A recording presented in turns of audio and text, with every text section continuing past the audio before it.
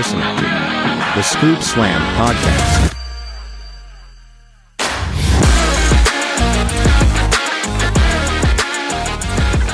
Hello, everybody, and welcome back to the Scoop Slam Podcast. We are back, the third week of January, our third week in a row, and we're going to take it light this week. There wasn't a whole lot going on, but we've got a couple big things to talk about, some news. Mr. Slam has a Scoop 5 for us, but before we get too far into anything, let me go ahead and do the introductions. I'm one half of your hosting team, Mr. Scoop. On the other end of the call, the historian of the Scoop Slam Podcast, Mr. Slam himself, it's Ryan. Yo, Micah, great to be back here with you. Another week of wrestling. And we're almost on the road to Royal Rumble and on the road to WrestleMania. So excited to get back to it. And yeah, good to be back here with you, buddy. It is an exciting time. Plus, we're on a streak now. We got 3 in a row. So we'll see how long we can keep the streak going of consecutive episodes. Before we get into anything, I would like to mention, go ahead and put this out there, we will be live for Royal Rumble. Come, barring any interference, we will be there. So make sure you're following us on TikTok. We'll be live for it. We used to do those. We haven't in a while, but you gotta check out the Royal Rumble, right? Live in Saudi. We'll be there. You got your wardrobe set up? What you gonna wear over there? From the comfort of our own home.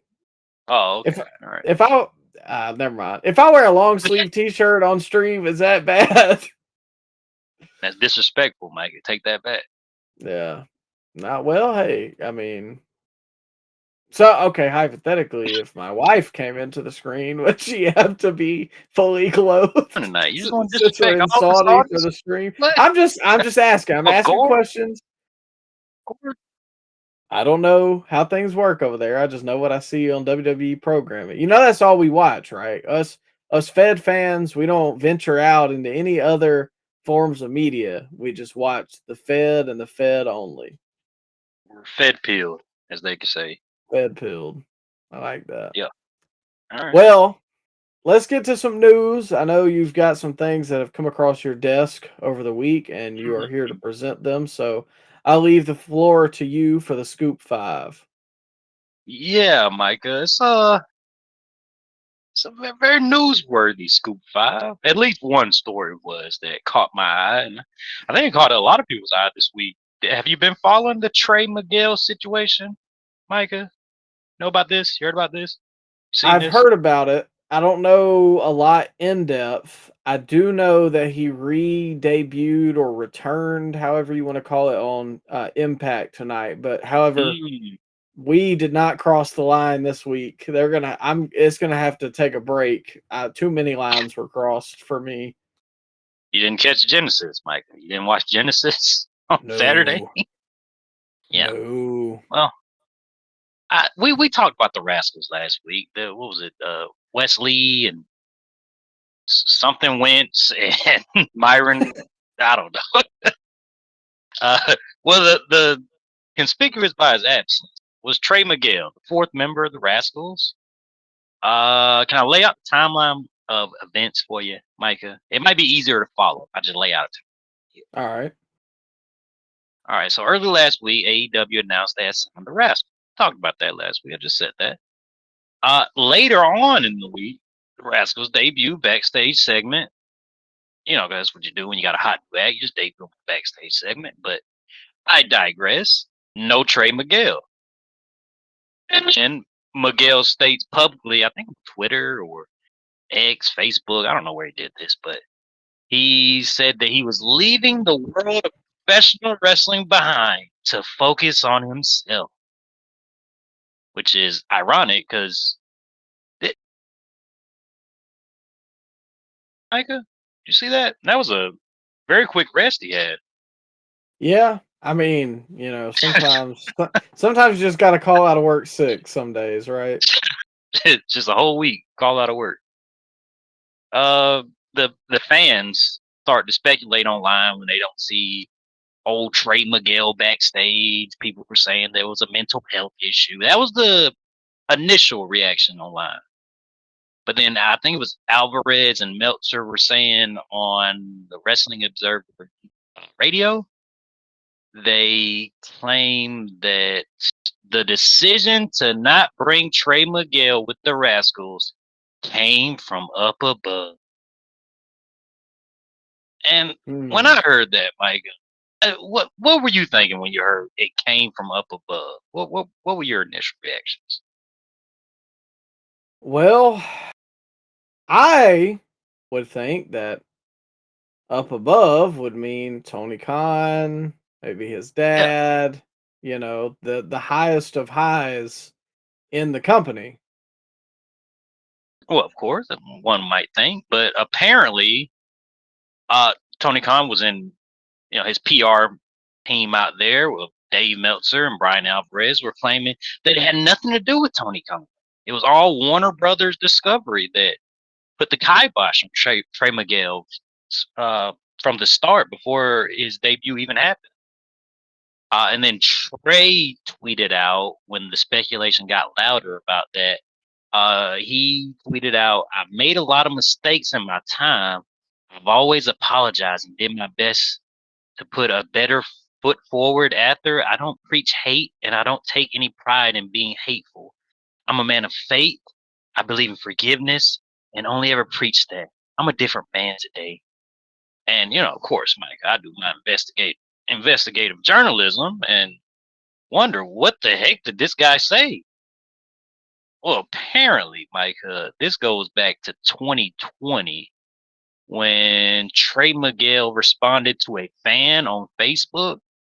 Can I read what he said on Facebook, Mike? I have this. I have this quote. Yeah, Can I we read can go this? ahead. Let's just preface that it is a quote, and whatever it This is a is you're quote. about to say, I'm not sure, but this is not our words. This is a quote, ladies and It's, gentlemen. it's not our words. Get your 7-second delay ready, Mike, because yeah, we got a couple naughty words here. Trey Miguel responds to I think it was a troll. I don't know. I think this guy was serious with what he said, but Trey says, "Obviously, you're gay. Most people as unattractive as you become gay out of fear of rejection from the opposite sex. So you find comfort, ability, and familiarity in the same sex and end up matching someone who's the same as you. Gay. Because there's no other options, you ugly bitch. Yeah. Truth's a bitch." Your thoughts, Mike? Well, first, the emphasis on Well, anyway, Miguel, later back. uh, Go ahead. the emphasis on gay is what really sent me over the edge right there. Well, there was like some dots, man. So you got to pause, and then he emphasized it. So I don't know. He capitalized it, Micah. He did, not me. His Yeah. words. I don't even really know how to approach that. I don't know Well, what. let me just keep it moving because Okay. Miguel later backpedaled like big time. I think a week later, he put on Facebook a follow up. "I'm not anti-LGBTQ. I made some very mean comments to a member of the community in regards to why they were a member, and it wasn't right or tasteful. Regardless of the comments made to get me to such an ugly place, I was wrong, and I'm not afraid to admit it. Two of my very best friends are members of the community." Mm, That's what you do, Mike. You always got to tokenize. Always got to do that. yeah. That's what you do. I couldn't be racist. I have black My neighbor's friends. My neighbor's black. My sister's boyfriend's cousin's black. But anyway, that's beside the point. Lost my place. I won't try to justify anything I said, but I will apologize like a man. If I offended you, then I'm genuinely sorry. Please find it in your hearts to forgive me. If you can't forgive me, I do not blame you, but this world needs more love than hate, and I'm sorry for contributing to the less desired of the two."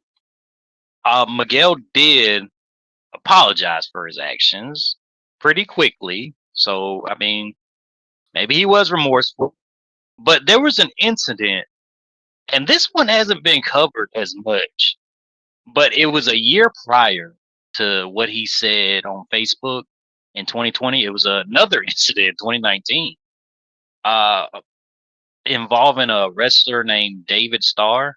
I don't know if you know who that is, Michael, of him, but apparently he No. got canceled a long time ago in the speaking out movement when all those women in the professional wrestling world started, pointing fingers at a lot of the British wrestling scene. But in 2019, Trey Miguel, he criticized David Starr for having a Black Lives Matter patch on his gear. And I cannot find this direct quote, but basically Trey Miguel said, was trolling David Starr and was saying, and by the way, all lives matter, which, uh, probably not the time nor the place to be saying that.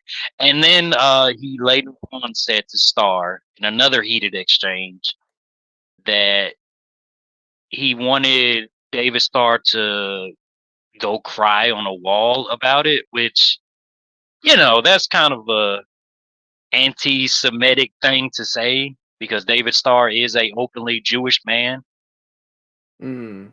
Okay, I was about You to get say I what I'm don't putting draw the down, Micah? correlation there, You, but you, I you do get what I'm now. putting down? Go cry on the wall about it. Yeah. Yeah. So, let me ask you one more time, Micah.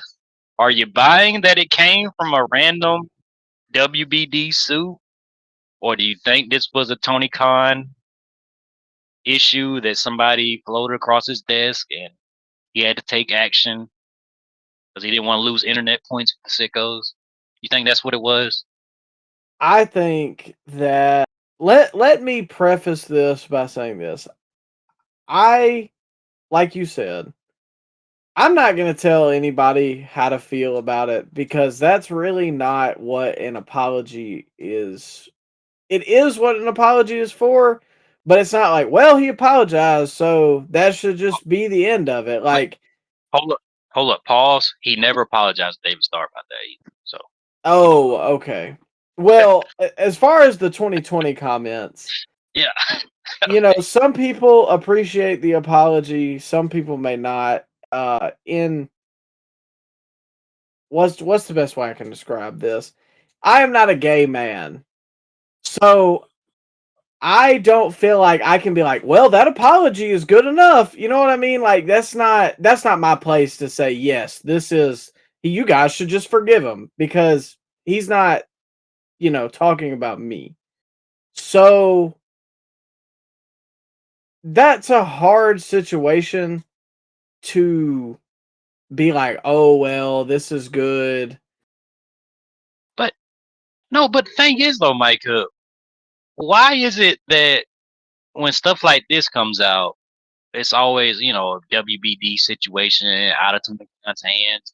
But then you can get Sammy Guevara on the show when he openly admitted to wanting to sexually assault the women's world champion and Sasha Banks, or uh, Jay Briscoe can be on the show after him and his brother cosplay as clan members on a show, or Excalibur can continue to do commentary when he says the N word at random indie events to get heat. Why is it that we can overlook that, but we can't overlook this?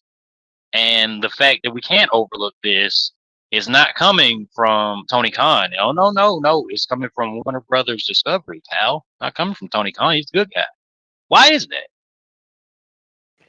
I think I think that there's a lot of forgiveness for people that subsection of the audience likes. Like, I see people get shocked by the Excalibur clip all the time. You bringing that up about the Briscoes, I actually did. That's the first I've ever heard of that. I knew that Jay said some sideways Let me see. things. I think I'll send also you. about. I'll send you. Oh, okay. I knew that Jay said some, what was it, some sideways things about like a pride parade in New York. Yeah. Something along those lines. But like here's the thing, right? Most of these incidents are not highly publicized because the people themselves were not highly publicized. So I don't feel like a Warner Brothers exec is combing through the internet to look at every negative thing Trey Miguel has done. However, we do know of a chronically online person who is very high up in AEW, namely Tony Khan. So, like, I don't know. It just seems kind of crazy to me, like you said, to ship this off on a Warner Brothers exec. Yes, it was 6 years ago. So, like, maybe truthfully, Trey Miguel has changed. I don't know. It's one of those things where it's like I can't make the call on whether that was a good enough apology or not. But at the same time, to play devil's advocate, what, could the guy have done more? Could he have done more to apologize? It's kind of like, not completely, but the Velveteen Dream situation. A lot of people still hate Velveteen Dream, and rightfully so for what he did. But then you got the other side of the audience is like, well, he did apologize. He did do this. He did try and change. So it's just kind of that fine line that we live in now of like when is enough? Like, do you think Trey Miguel should still be punished for this or no? Well, going back to the Velveteen Dream situation, I'm pretty sure he got cleared of all those accusations. Nothing came of it. No charges were filed, anything like that. No court, nothing like that happened. But can I float you a little conspiracy theory that I've been seeing going around about what happened here? Go ahead. So apparently, Trey Miguel used to date MJF's wife, Alicia Atu. Did you know that? This is the first I'm hearing of it, as a lot of All things right. on this show. Well, MJF he is a pillar of that company. Bright young star, the world champion. Is it out the realm of possibility that MJF laid down some creative control when Tony Khan signed these guys and said, I don't want Trey Miguel on the show? Maybe it ended badly with Alicia Atout or Two, however you pronounce her name, and Trey Miguel. That's been floating around online, Mike. And also, what else do we know about MJF? He is a Jewish man. And I don't know if that had anything to do with the situation either, but it just is important to point that out, going back to Trey Miguel's comments in 2019 about David Starr. So, Yeah. are you seeing? Especially with no apology, Yeah. I'm Mhm. sure as a Jewish man, MJF would feel some type of way about that. And it's never a comfortable situation when somebody's ex has to work with them. So I mean, I very well could see it, especially for two things: MJF's place in the company, and two, how much he's making. Yeah. To save face with all the sickos online, they don't want to throw Max's name under the bus. But I can see a top guy like that laying down the law and say, "Hey, you're not bringing this guy in." 'Cause they hired the Rascals, and then within one day they fire Trey Miguel. They give him to sign an NDA. He says that he's taking a break for mental health, and then you see him a week later on TNA Impact. Something's not right here. I'm not buying that it was a random Warner Brothers Discovery representative that put the kibosh. It came from up above that Trey Miguel couldn't work in AEW. I'm not buying that. I think it was MJF saying that he didn't want to work with this guy because his wife and Trey Miguel have bad blood. I can see that. Top guys have done stuff like this in the past. But what do we know? We're just fed pilled over here. We don't know anything Yeah. about progress. I mean, it's certainly interesting. And, like you said, like I could see it, and is MJF wrong for maybe feeling that way? Like, oh well, say Wait, hypothetically top it guy? did end bad. And then he has the Yeah. Jewish comments too. Like, I don't think MJF would be in the wrong, but I do think it is very much a possibility. hmm And top guys can do what top guys want, man. It's inevitable. I mean, guys are gonna play backstage politics, whether they like it or not. If you're in that top spot.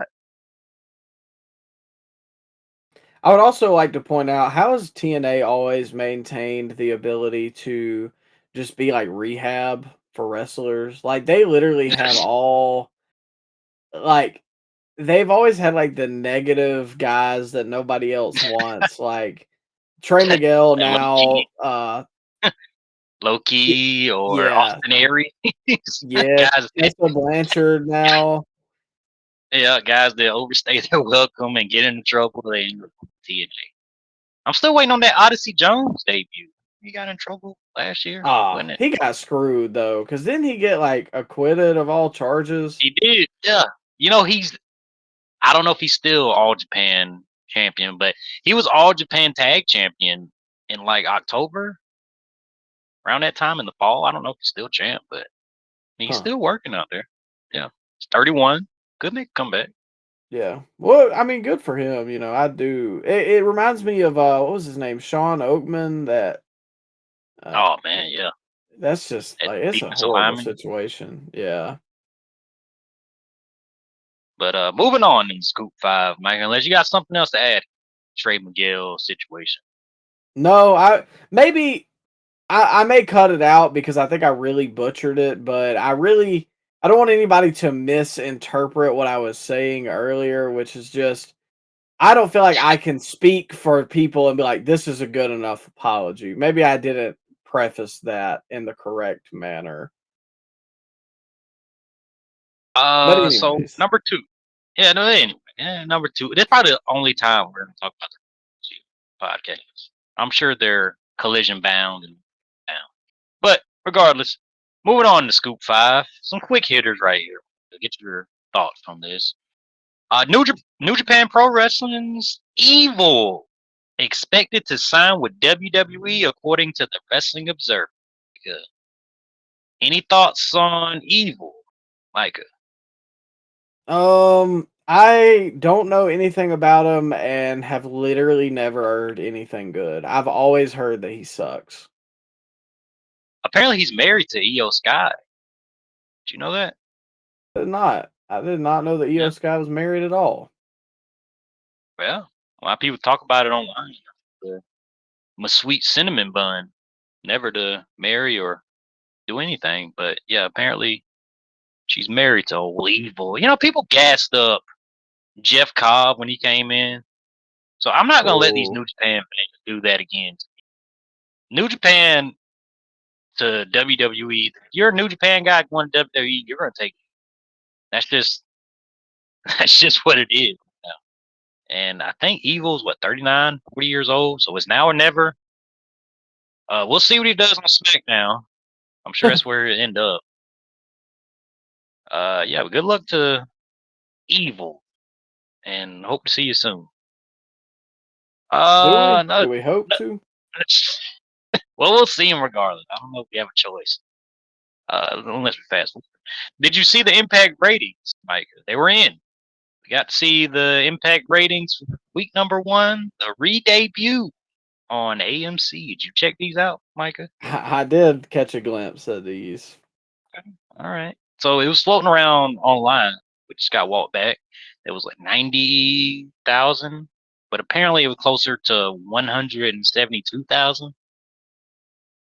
And a .04 in the key demo, Micah, if that's important to you.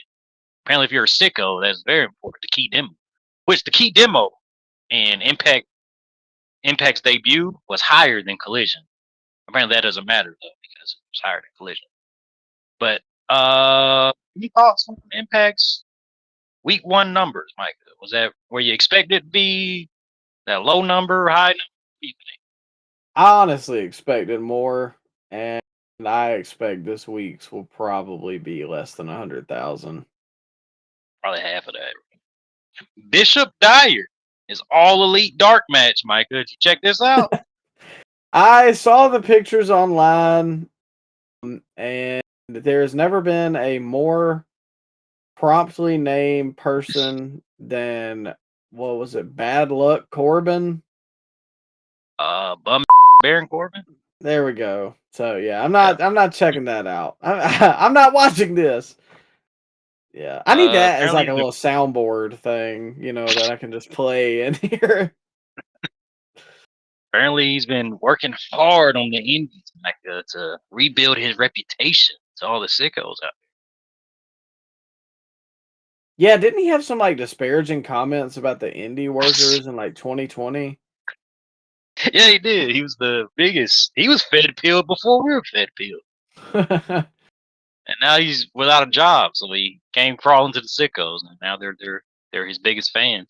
But yeah, Baron Corbin maybe will be all elite. They've been signing a lot of guys. They be in AEW the last couple months, so I would not be surprised if they signed Bishop Dagger. I don't know what they got going on. It seems to be.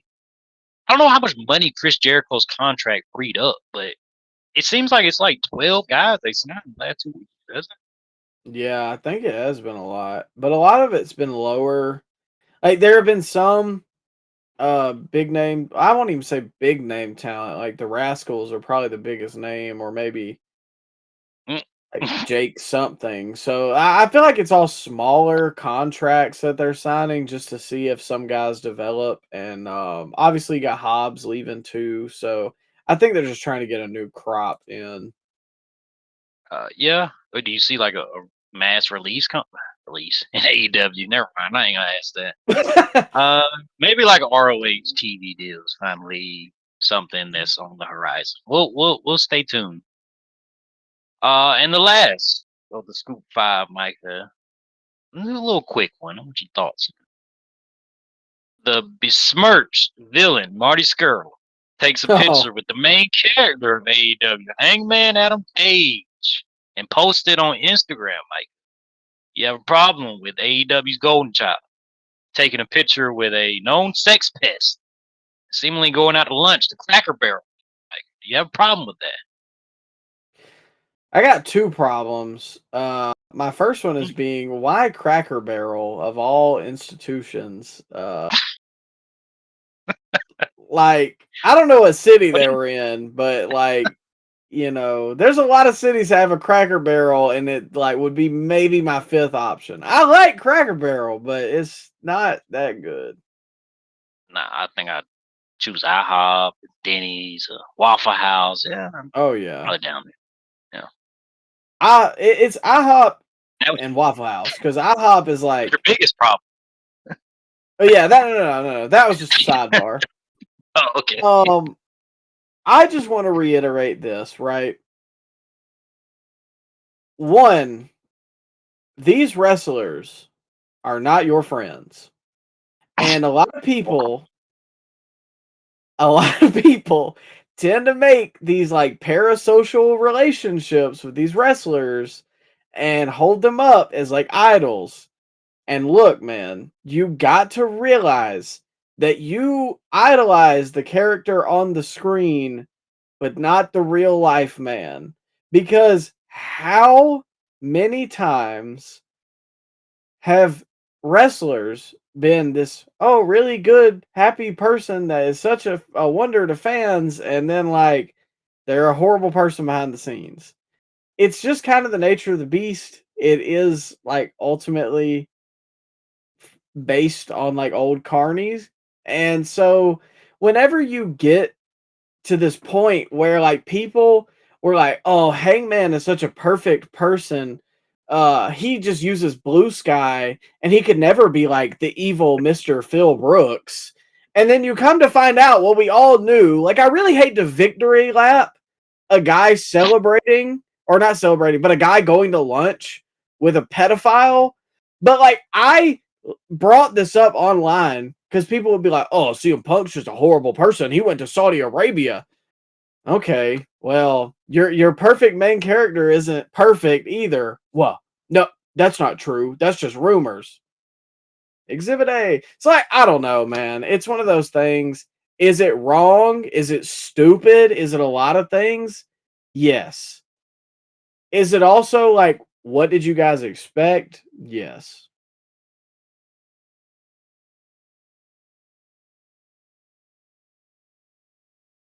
I wouldn't be surprised if all the elites were still friends with Marty Skrull. I don't think they ever stopped being friends with him. It's just No. rather, I don't know, man.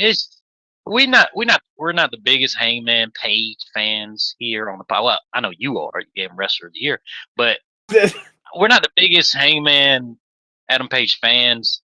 But it just bothers me that he taught children and he willingly went out to eat and presumably is still friends with a man that had sexual relations with a minor. I don't know. That just seems odd to me. Yeah. And if this was CM Punk that he took a picture with Marty Skrull, oh my it would not God. be. It would be. People would bring signs to the arena, man. But because it's Hangman Adam Page, the wholesome cowboy, my main character of AEW, and the perfect beacon of hope, and he wants to do all the right things. He takes some pictures with pedophiles. I don't know, man. It's just weird. It's weird. Yeah. It's one of those things too where it's like, as a person, you gotta have some lines of like the people that you associate with. Because there have been people in my life that have done some shady things, not to that level, but like to other people that I was like, okay, I'm not cool being friends with you anymore because like this is a really scummy douchebag thing that like normal people don't do, and I can't support this. Especially when the guy that you're going to have Cracker Barrel lunch with is a pedophile. I feel like you should draw some lines. I just feel like some lines should be drawn.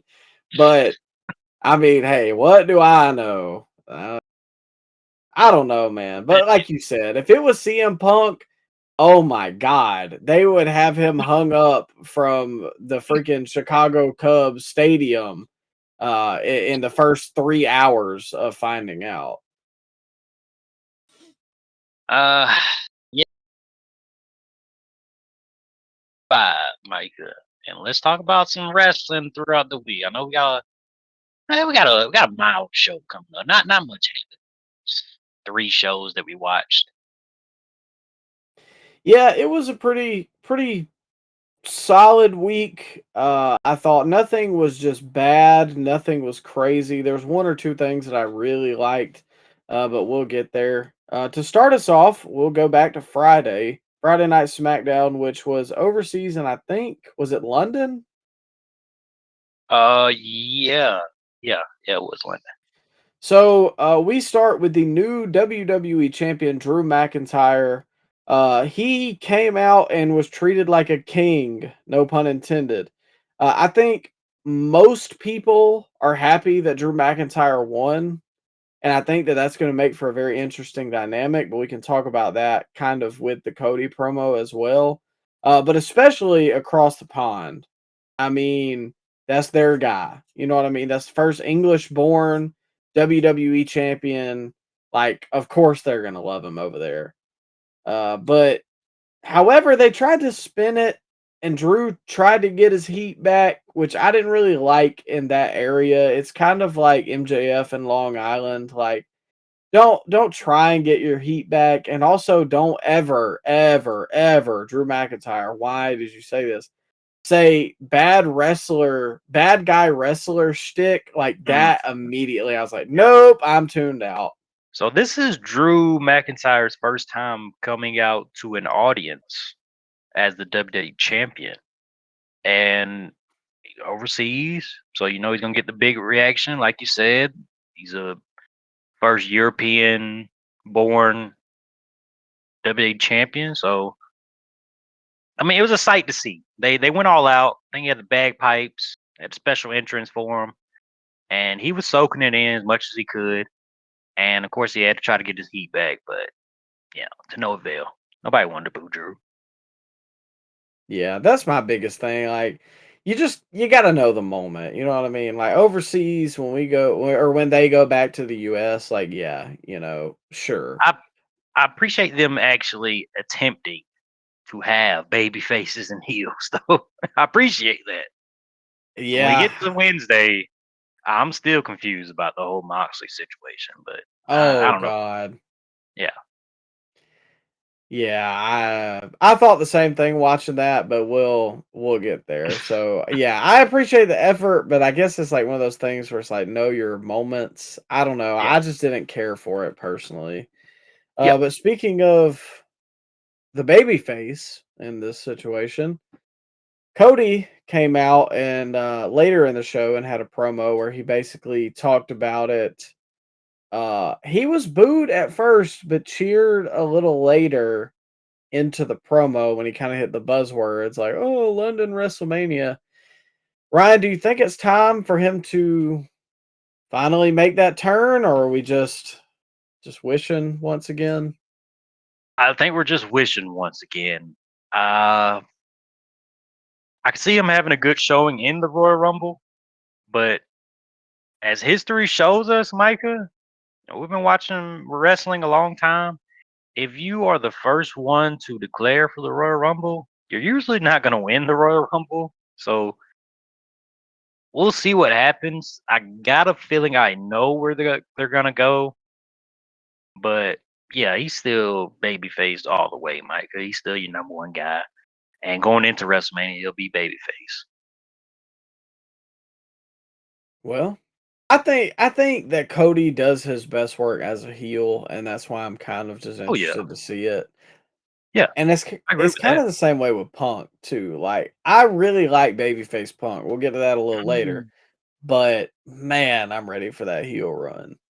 Can I tell you what I think they're gonna do going into Rumble, or should I save that for Saturday night's main event?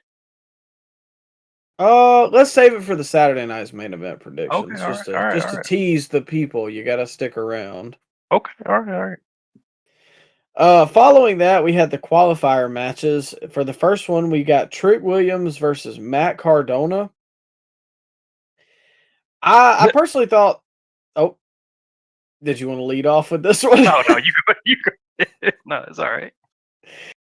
It was a solid match, nothing crazy, but nothing bad. I thought at times both guys appeared a little gassed. I don't know. Maybe I was overthinking it. Maybe you picked up on that too. But it was mainly on like the power moves. Like it looked like Trick was trying to get some deep breaths in, but Cardona at the same time, I don't know, maybe the elevation is different over there. But overall, I do think it's good for Trick to be involved in these main event conversations already. And we'll see where they go with that into Saturday night's main event. Yeah, not a good pounce that Trick Williams hit on Matt Cardona. Did you see that pounce that he hit? I know it's been a while, Yeah, but it didn't look the best. I know we're comparing it to the goat pounce, which was Monty Brown, but yeah, I don't know that Trick's probably retired that one. But yeah, of course they bring Matt Cardona in the second weekend. He loses. But what do we call him, Micah? Mid Cardona. I Did you like see that? him. Oh, yeah, you of course you like him. You met him. Well, yeah, he was a very nice guy. Offered to let me hold the internet championship. I always was a big fan of him and Dolph's feud back in the day, but it's one of those things where I don't know that WWE is gonna say, yes, we're putting the world title on Matt Cardona in 2026. Yeah, well, you know who's a big fan of Zack Ryder, Micah? That's Jacob Fatu. Because after Matt Cardona ended his match with Trick Williams, I know your favorite, Kit Wilson, came out there and put the boots to Matt Cardona while his entrance music was playing in the background. You check that out? Or did you skip past that? You zip zap through that? Well, you see, Matt Cardona is displaying some toxic masculinity, and we Mm. can't have that here in the Well, Kit Wilson FC. well, Fatu wasn't having any of that Zack Ryder slander, so he had to come out there and put foots in Kit Wilson because of that. You check that out? I did see that, and I think Jacob Fatu is also being very toxic. Oh, you're all on the Kid Wilson train now. Huh? I'm all in. He's my new Dolph Ziggler. I found my guy. Nah, Okay. in all seriousness, I did kind of like it. Like, it's one of those things. This is gonna sound this is so fed pilled, guys. It was comedy, but it really wasn't like super comedy. Like, was it a tad unreal because his music turned back on? Sure, but I don't know. Sometimes this is again. This is so fed pilled, guys. Sometimes the production makes the segments better. And a lot of times with the AEW-esque humor, it's either just like too forced or not done well. But this to me was done pretty well.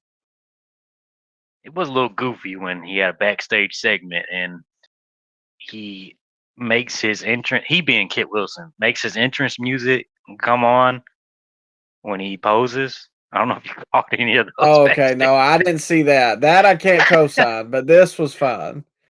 It seems like they are striking when the iron's hot because there is a demand for Kit Wilson. I can't believe we're saying this in 2026, but there is a demand for Kit Wilson at this point, and they have been because WWE released the whole song on Spotify, and they had a 4-hour compilation on their YouTube channel of the theme song of Kit Wilson. So Oh my they god. know, yeah, they know what's happening, and they're embracing it.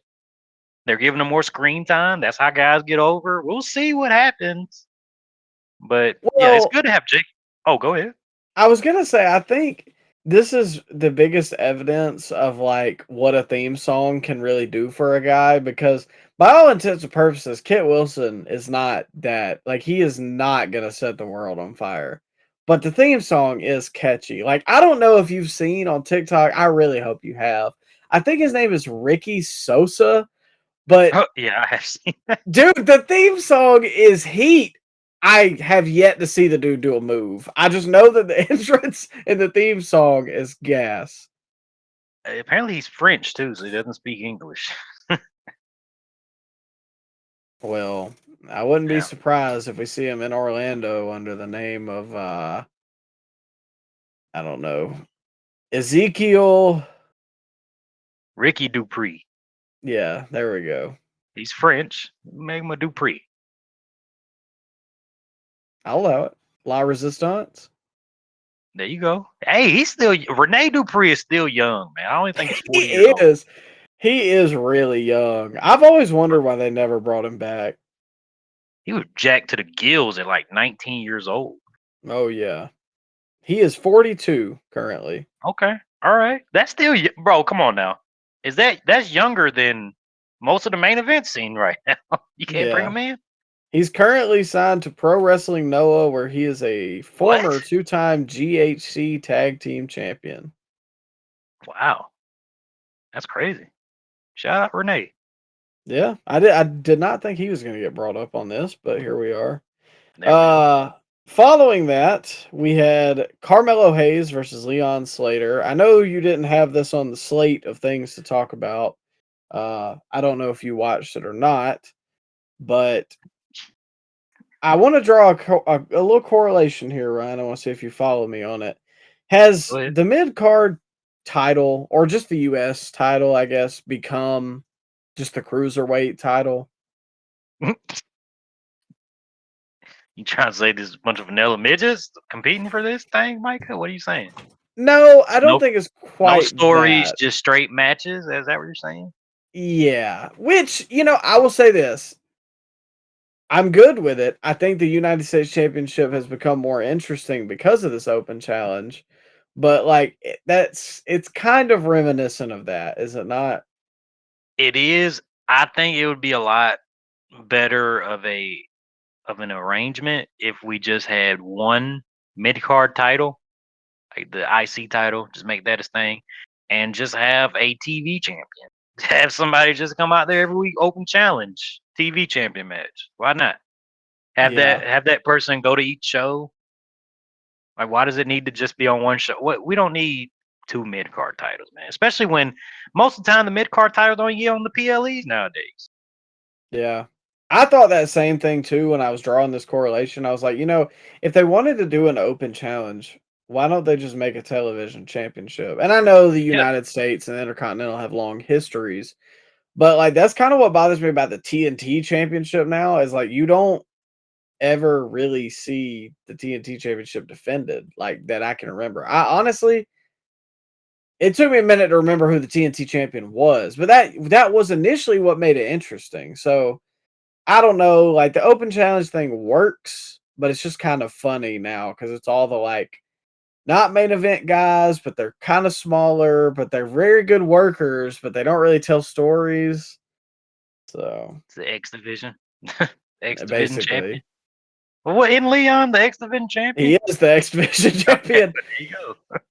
But I did think it was a pretty good match. The finish was nice. Carmelo hit this kind of spinning cutter. I may be butchering the name of that, but it looked pretty clean and devastating. I do think that Leon Slater will be a big star in WWE before long. Really? I do. See, He has a I don't natural think he has. charisma. Yeah, but I don't think the promos match the in ring. Like Leon is just he doesn't give me the same. I hate to compare these two, but they're gonna be compared because they've been a tag team and they're around the same age. But Javon Evans, I think he has natural ability on the mic and he's very charismatic. But I just don't see the same with British Leon Slater. No disrespect to the Brits out there, but I just don't see that connecting with the mainstream audience. I'm not gonna. I mean, he is very young. So is Javon. I see He's the British too. comparison, but I do. Well, he is British. I do Yeah, also see, like Javon has this natural. He has a very natural young baby face. he's Like big he too. just, yeah, he's big. He has that energy. You just want to cheer for him. He looks like he's always happy. Like Well, that's a good guy, and I don't. Maybe I need to see a little more character from Leon to really separate him from the pack. and he's got a while to go. He's still young. But did sidebar, Micah, and then we'll move on. But did you see Michael Cole call Javon Evans Kofi Kingston on Monday? Did you see Yeah, that?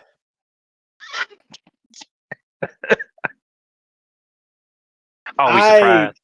uh, I like almost want to give him like the benefit of the doubt that like maybe it was because Javon was in like green gear, No, but stop it. Come on now. yeah, Man, it was really bad. bro, people online when you say, "Oh man, Cole sucks." Oh, what do you don't like about Cole? He's really good at his job. No, he's not. No, he's not. Maybe when he has Pat there or Taz, he was tolerable, but Michael Cole is not good at his job. He always gets things wrong like that. Yeah. And that's one of the big that's one of the ones you cannot do. You know what I mean? Especially Yeah. with all the like the vitriol around WWE right now. And it was Martin Luther King Day. Oh It was man. just bad all Do you- the way do around. you- Have you ever heard that story of I think it was Michael Tarver telling asking Vince McMahon a question in like a big meeting backstage? You ever heard that story? It doesn't ring a bell, no. Okay, so I'll give you the shorthand version. Well, Vince calls a meeting to all the boys and gals, and he's giving this long speech and everything, and then he asks, "Does anybody have any questions at the end of the meeting?" And Michael Tarver raises his hand and asks Vince a question, and Vince says to Michael Tarver, "Oh, that's a great question, Shelton," and just like continues that, No. and nobody corrects Vince. And Shelton wasn't working for the company at the Oh my god. time. Yeah. Well, no, I've never heard that. However, I wouldn't put it past him. Excellent question, Shelton. That reminds me of the stupid story where like Vince was going out to that limousine and Paul London was smiling and then he just like got fired. Just What was he career smiling for? nuked because he was smiling. What was he smiling for, that jabroni? Made everybody think he did it. Well, we'll move on to the main event, which was one of our favorites here on the pod, Ilya Dragunov versus Sami Zayn. Also a pod favorite. He gets some hate, and I don't like it, but we like Sammy here. Yeah.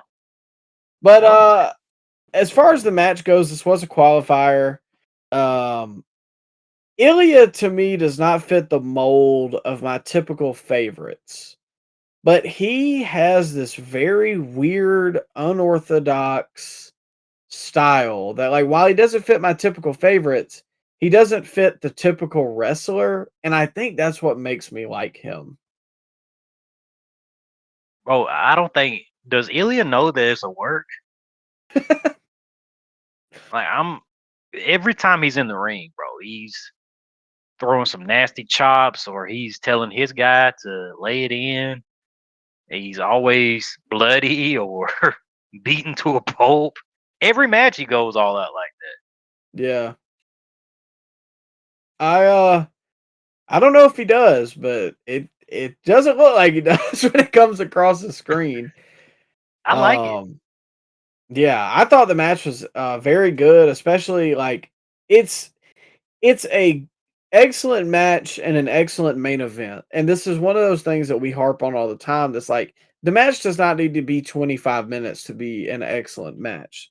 This was like 15 minutes, maybe, got in and out, doesn't hang around too long, gets the point across, and was competitive start to finish. And these aren't two guys that are like light years away in spot on the card. So I can buy this. But when you give me a what's the best way I can describe this? Maybe a Jordan Oliver and FTR. Well, no, that match was actually fairly short. But you know, we get these matches sometimes where it's just like, oh, they're just go be competitive for 20 minutes, and it's two guys that are on like completely Like opposite Kevin Knight. realms. You know, like Kevin Knight and Swerve Strickland on the main event of Dynamite. Well, I would say that, yes, but Kevin Knight is a trios champion, so Bro, he he is hasn't at won a least a singles match. champion. He hasn't won a singles match on TV in 6 months. What are we doing? Well, I guess that's a good point. But overall, I thought it was a very excellent way to end SmackDown. Yeah, and they're treating Trick Williams like a big deal. Fresh on the main roster, and he's standing tall at the end of the show, beating down Sami Zayn. And they're booking him well. They had some really good booking decisions on this show. I will say that. I'm not gonna lie, low key, SmackDown has probably been the best show of the year so far. Mhm. Not hating on Road Dogg, huh? Well, I'm just saying, you know, when you look at it, they had the Drew McIntyre title change. They've got this new uh wave of wrestlers. Trick, Carmelo's champ. You got Ilya. Like, it's not people I've been watching for the past 15 years. So I don't know. SmackDown's very interesting right now to me. You got a couple guys that are still around, Randy and Miz. Well, Yeah, yeah, we had Miz versus Randy, but 2011 Raw. yeah, you know, I need my multiple screen time at some point in the show, right? Like, you got to have, Yeah. you know, you can't just have one screen on for 2.5 hours. You got to have your phone and maybe, you know, your iPad. Yeah, I agree. Maybe the PlayStation Portal, just to keep you a little occupied. SmackDown's a good show if you can skip 70% of the show. I'll say that. Well, maybe not recently. Okay. Maybe like 50. Okay. Yeah, okay, 50. 50% of the show, but I don't know. It might be more, Mike. There's a lot of commercials in that show. Well, I mean, geez, that's any WWE product at this point. Netflix drives me up a wall. I also too have followed the doctrine of watching it an hour later because holy crap. Yeah. And then the ad-free tier is like $20. I'm not doing that. I But still get hit with ads on that ad-free tier, by the way. Oh, really? I thought you Yeah. got the little like in between segments. No. I think that's just for the international viewers. That's insane. We're getting gypped. Yeah. None of them are as worse as Hulu. If your wrestling show goes to Hulu, I'm not watching. Another reason I should have that. I'm not watching this little soundboard in here. But speaking Did of we the watch streaming Raw? services, we did watch Raw, and we'll Okay. move to Netflix. They started off with Gunther in the ring, and he cut a promo, came down to explain that he destroyed AJ Styles last week, which obviously we know is a little bit of word play there, considering Gunther tapped initially, just the ref didn't see it. But he's moving on past AJ, and he's looking ahead, and he declares for the Royal Rumble. Obviously, AJ does not let that slide, challenges him to a match at the Royal Rumble. But Gunther said that there was no incentive for him to take a rematch, which is true. And as a heel, I very much appreciate that because I don't like the stupid babyface, stupid heel, What? shit.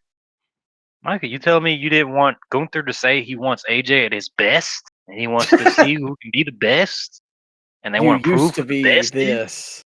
this. I want X Division AJ Oh, Styles. yeah. I want Bullet Club AJ Styles. And then they have that match, and then they got to blow it off one more with a Texas death match. We're so fed pilled on this episode. That's name the of the show. title. Yeah, fed pilled. So obviously Gunther needs an incentive, and the incentive is that AJ Styles must put his career on the line in a match at the Royal Rumble against Gunther. Mm. So, what do we think? Obviously, this kind of was a storyline throughout the rest of the show. Yeah. But what are we thinking in terms of maybe what will happen? Obviously, AJ has teased this will be his last year. But Yeah. is it going to be this soon?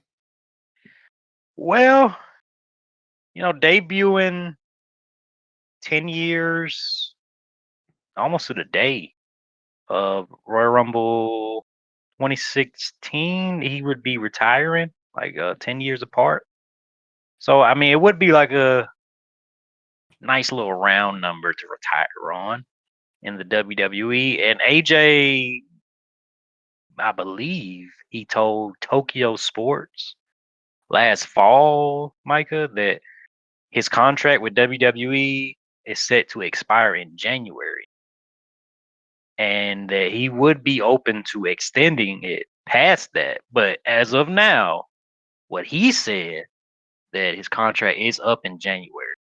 So take that for what you want. It does add more intrigue to the match because you usually don't see guys retiring on like at an AJ Styles level at a Royal Rumble. It usually doesn't happen.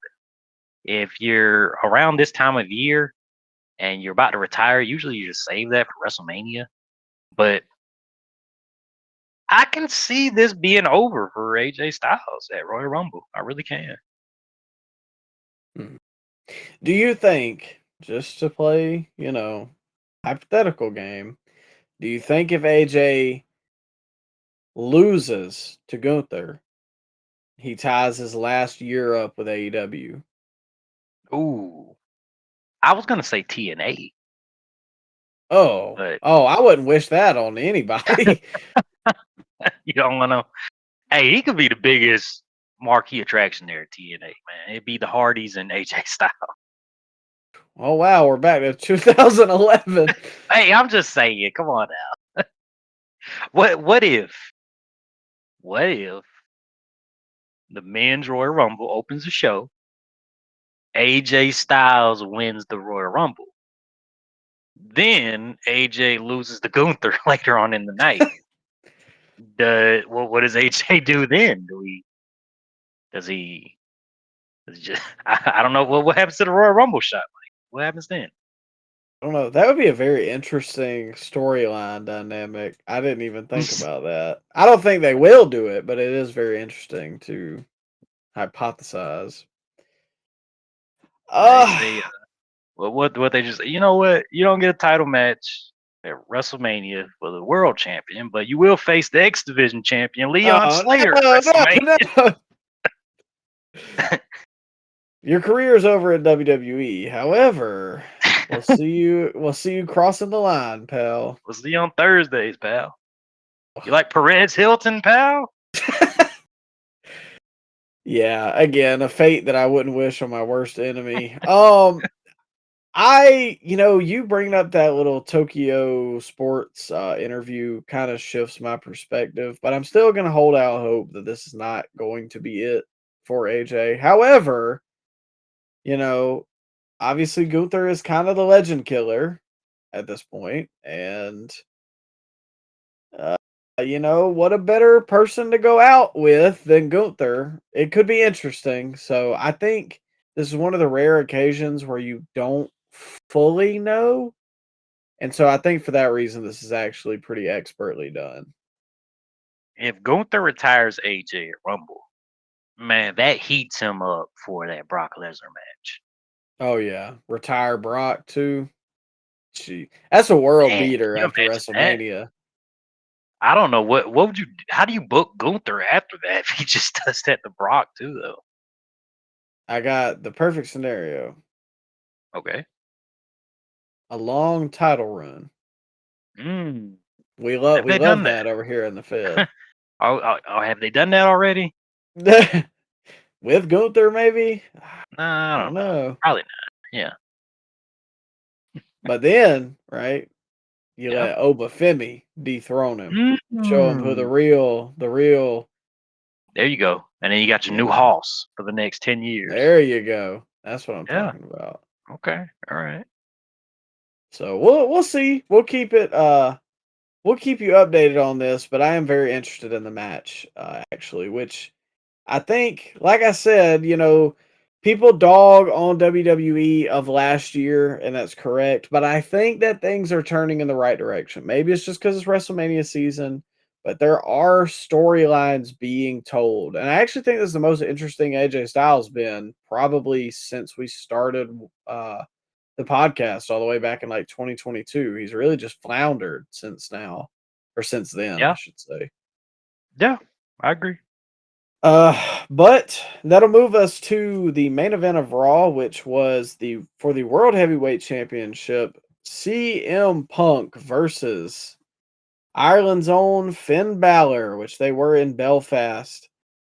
They got about 20 minutes for this, and I thought that this was pretty solid top to bottom. I don't really know what more you could ask for in a main event. The crowd was super hot for it. I thought Punk did a masterful job of playing that baby face, but also playing the heel because he knew he was in enemy territory. Finn has largely not been a favorite on the podcast, but he was over here, and I thought it was a very good match that told a great story. And ultimately, Punk sneaks out with the win and retains the World Heavyweight Championship. What did you think about it, Ryan? He got his team back for that night. You think it's something we're going to see going forward? If they want Finn to be anything, they would give him his old theme because his new theme is so just milk Generic? toast. Yeah, very generic. Yeah, the whole thing was, it still is. It holds up. I thought they were having legal issues with CFOs, but it seems like they settled all that and they re-recorded a bunch of the CFO songs. So no reason not to use Finn Balor's song now. But yeah, I mean, he came out, got a huge reaction. He would never get that type of reaction in the States.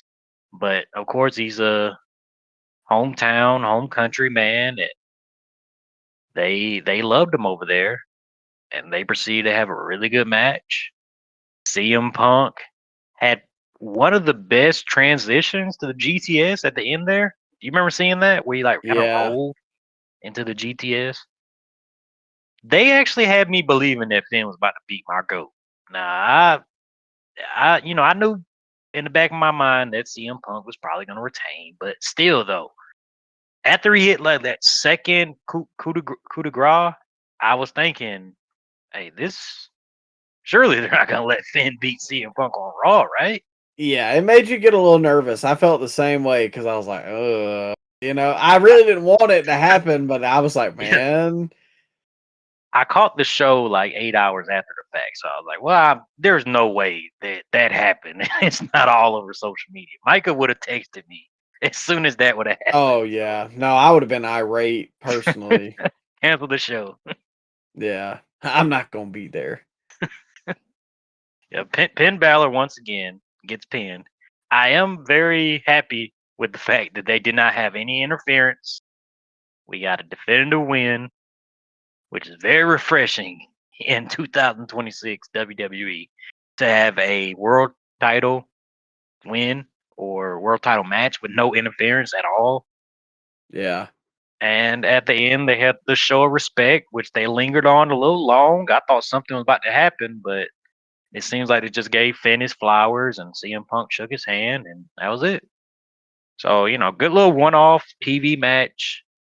CM Punk still proves that he is, without shadow of a doubt, still best in the world at what he does, or at least top two with Gunther right there.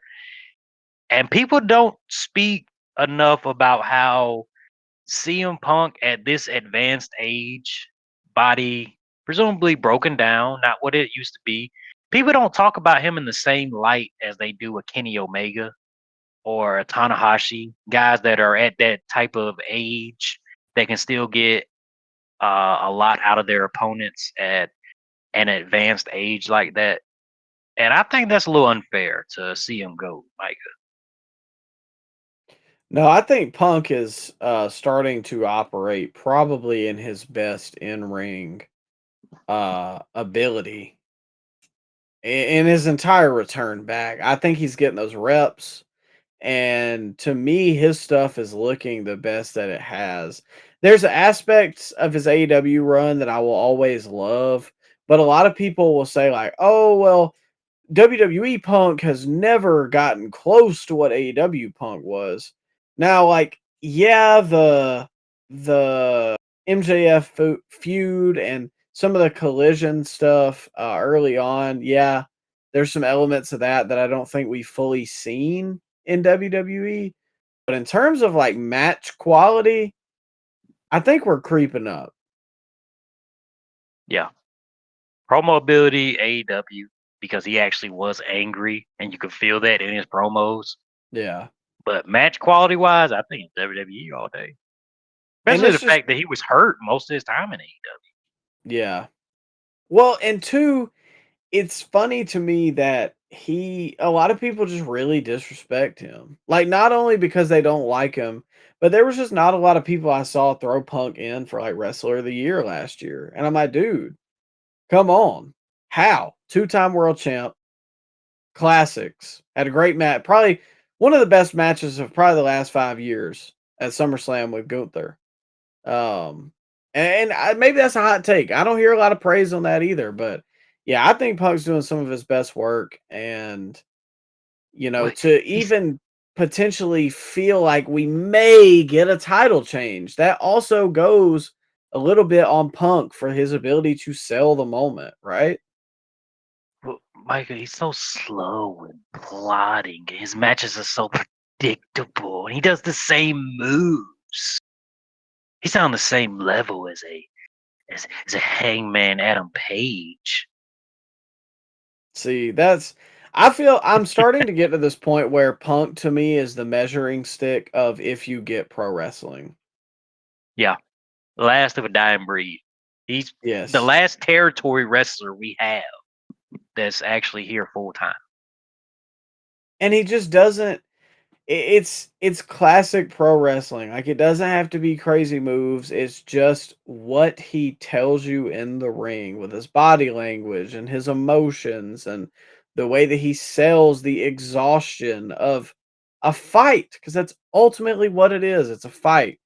And so when, I have guys in my comment section trying to tell me that, like, Fraxium is better in the ring than CM Punk, I'm like, bro, like, I'm really not trying to be disrespectful, but I just don't think you get it. Maybe that sounds really egotistical of me, but that's just the way I feel. But alas, we had Dynamite on Wednesday. We watched Oh, it, but okay. Yeah. I don't really think there was anything else uh, that anyone wanted to hear us say about it. So we'll read the results, and Ryan, I'll pitch to you if you got any small comments or anything. Okay. Yeah, Um, go ahead. Hit me. I watched the whole show. the first match of the night, we had Samoa Joe with Hook and Katsuyori Shibata versus Mike Bailey, Speedball Mike Bailey, 15 minutes. Yeah. It that's how you get a monster heel, 2-time AEW world champion over. You have him go out there and go 20 minutes with the dirty minded Karate Kid. Okay. And they also made Mike Bailey look like $1,000,000 because they hit him with everything in the world. And, he's across the ring from Samoa Joe, but they can go 15 minutes, which, Well, to be fair, Mike, I mean, look at Hook. Why did Hook Shibata came out there looking so casual, and then the Hook just looked like, I don't know, some 15-year-old from like Queens, New York. I don't know. I would also like I to feel like point out. Mike Bailey could take Hook. That's not even a question. No, no, no, no. I agree with you. I think that it's funny to me that a match like Samoa Joe versus Mike Bailey gets 15 minutes and Kenny Omega and Josh Alexander doesn't even get 12. Well, apparently Josh Alexander, the whole point of him coming to AEW, per his words, Micah, per his words, I'm not putting words in his mouth. That's what he said. Josh Alexander said that he wanted to have a match with Kenny Omega, and that was the main reason he signed with AEW. So here you go, pal. Yeah, here Take you go. your check 10 and minutes. take this L. Yeah, 10 minutes. No feud. Just 10 minutes. Well, speaking of no feud and maybe some nonsense, six-man tag team street fight, the Death Riders, Daniel Garcia, Wheeler Yuta, and John Moxley. Boy, what a motley crew. Defeat the Don Callis family, Hechicero, Lance Archer, Cheer. and Rocky Romero, 15 minutes, 30 seconds. The C Squad of Dallas. The Callis family. The C Squad. You knew Yeah. what this was going to be. But why are the Death Riders babyface now? I don't know.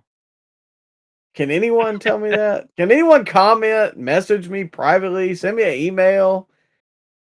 Tell me why the Death Riders are babyface now and fighting the Don Callis family. Because I've been, I kind of slacked off for the back half of the year, but I've been locked in at the start of this year, and it just still doesn't make sense to me. They dress in all black, they don't fight fair, Well, and I mean, they were just feuding with Darby last week or the whole month, and I don't know. John was babyface because I don't know, cut that rah rah Dax Harwood type speech to rile up the AEW sickos after his match. I think that was on Dynamite. John Moxley did, and he's been treated like a babyface. But then on this show here, his guys were all babyfaces in this match, facing the very heel Don Callis family. But then when you fast forward later on the show, you got Marina Shafir being very much heel, even though she was playing babyface in this match with with, with the Death Riders. So I don't know. It makes sense in their mind. That's all that matters. yeah. FTR defeated, I'm sorry, Alec Price and Jordan Oliver, 5 minutes, 15 seconds. I'm assuming you don't have much to say about that. No, sir. Kenny Omega defeats Josh Alexander, 11 minutes, 50 seconds, in what I thought was the best match on the card. I enjoyed it. It didn't stick around too long. And I thought this is probably the best Kenny's looked in a while in terms of in-ring ability. He wasn't, he wasn't moving like an air fryer. So for that, I'll give him props. Probably not the Uh, best idea to drop somebody with neck problems on their head on concrete, though. But and what do Alexander, you know? Oh yeah. William Regal just tells me that's a bad idea. I don't know, but Alexander need to work on legs because I don't know. Just he was looking jacked, but then you look down at his legs, and you got two little toothpicks right there. You need to do something about that. Following that, we had Megan Bain and Penelope Ford defeating the Timeless Love Bombs, Mina Shirakawa and Tony Storm. I'm sure no comment on that. No sir. And in the main event, Swerve Strickland defeated Kevin Knight 17 minutes 14 seconds. I thought the match was fine, but I thought it hung around too long. Well, of course. The banger, my 20 minutes. That makes Kevin Knight look strong when you can go 20 minutes with a top guy. You know that? Even though he hasn't won a singles match in 6 months.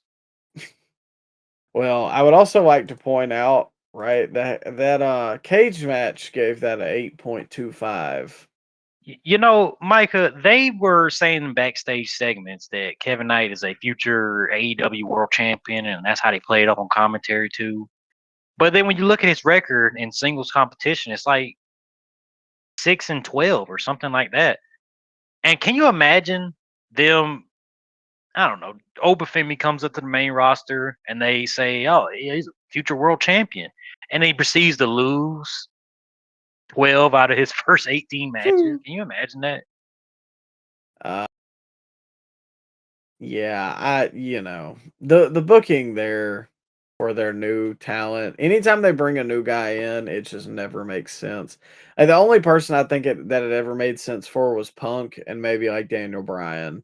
But I mean, how many guys have we seen? And maybe Osprey. But they bring the guys in, they beat them, and then they send them on their way. Like even Swerve was just beat like a drum at first and not doing anything, and then he partnered up with Keith Lee and they won for a little bit, and then he middled around and then got a world championship match. Like, I don't know. It makes sense in someone's head, I guess. One more thing.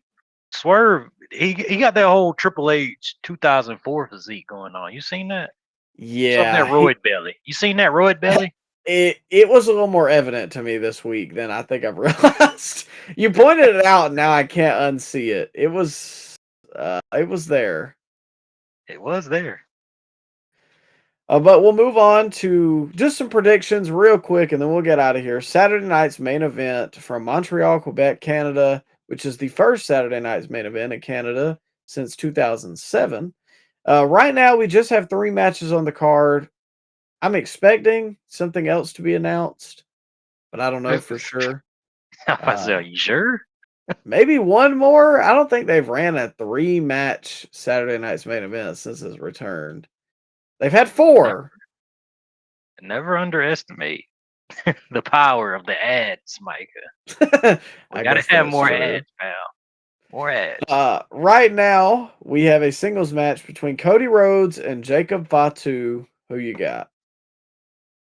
I got a no contest here. I don't think we get a finish because both guys can't afford to lose. Me personally, I wouldn't have booked the match, but if I did have the match booked, I would put Fatu over because I think Fatu can do more with a win over Cody Rhodes than Cody can do with a win over Jacob Fatu. But right now, how WWE books big time matches like that, money matches on Steve level shows like a Saturday night's main event, it's gonna be a no contest, which is unfortunate. Yeah, I feel the same way about it. Like you said, unfortunately. A tag team match for the WWE Women's Tag Team Championship, Rhea Ripley and Io Sky versus the Judgment Day, Liv Morgan and Roxanne Perez. I got the Judgment Day. I can see Rhea and Io having bigger plans for WrestleMania, so I don't think you need to have the tag titles on them for that long. It'd be the special surprise of the show.